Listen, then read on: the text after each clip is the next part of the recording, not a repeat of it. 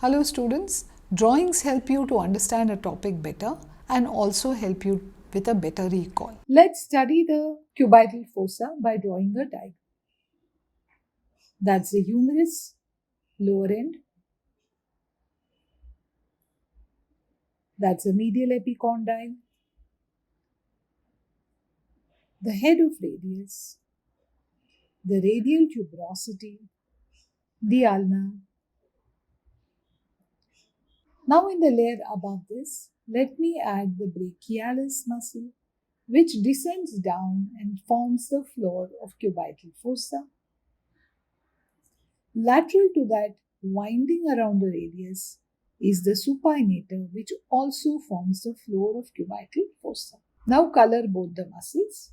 The next layer here, let me add the biceps brachii.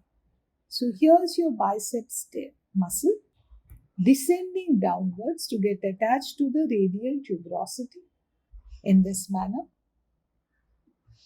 Now let's add the brachial artery that lies just medial to the biceps brachii muscle. It descends downwards, divides into a radial artery and an ulnar artery. Now let's add the pronator teres muscle to this diagram. Taking origin from the humerus, the pronator teres travels across to get inserted on the radius in this manner. The muscle has two layers, so please ensure that both the humeral head and the ulnar head can be seen separately. Now let's add the medialmost content of the cubital fossa here, which is the median nerve. So here is your median nerve lying medial to the brachial artery, descending downwards and passing between the two heads of pronator teres. Now let's add the brachioradialis to this diagram.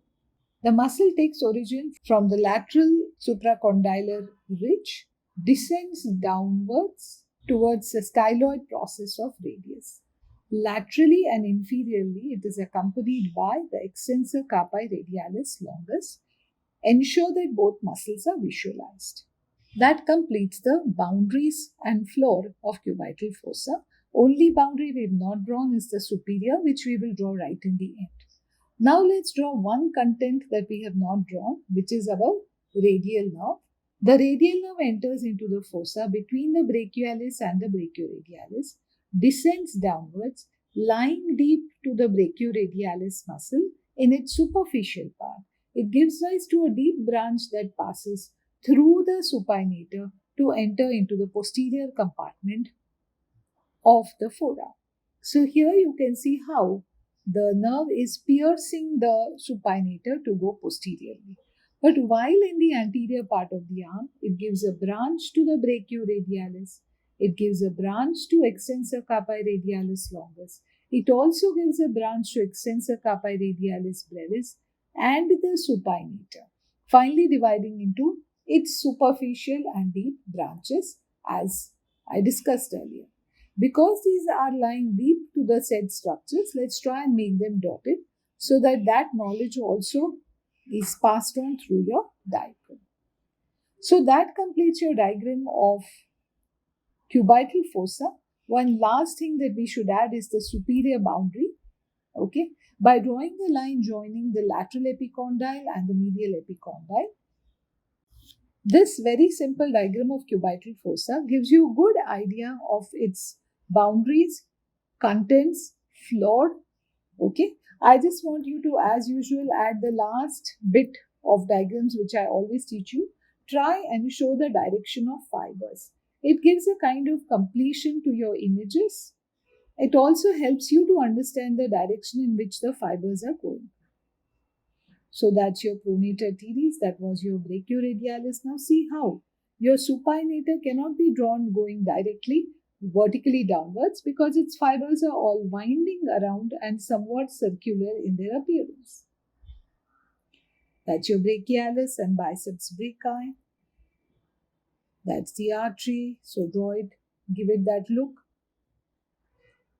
For the roof, I suggest you add the bicipital aponeurosis here in this manner. Let's add the direction of fibers here as well. And that's your bicipital aponeurosis that contributes to the formation of the roof of cubital fossa. And that completes your diagram. I hope this has helped you in some way to understand as well as draw your cubital fossa.